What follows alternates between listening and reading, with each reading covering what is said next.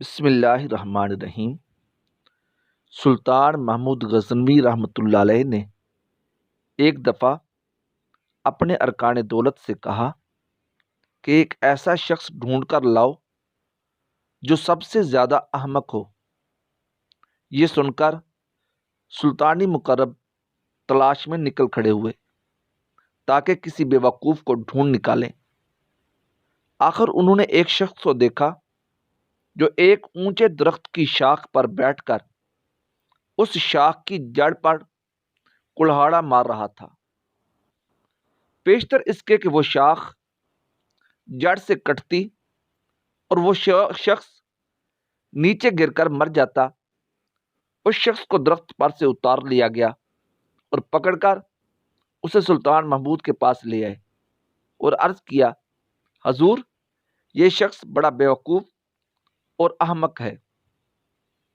اسے ہم نے اس حالت میں پایا ہے کہ ایک بڑے درخت کی شاخ پر بیٹھا اسی شاخ کی جڑ پر کلہاڑا مار رہا تھا۔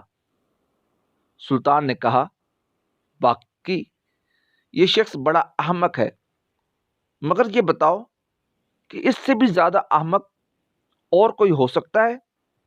عرض کیا، حضور خود فرمائیے۔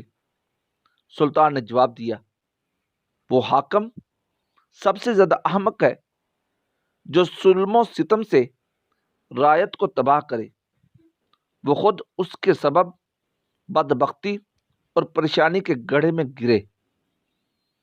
رعیت کی مثال جڑ کی ہے اور بادشاہ درخت کے مانند ہوتا ہے، اور درخت جڑ کی پائیداری سے سلامت رہتا ہے۔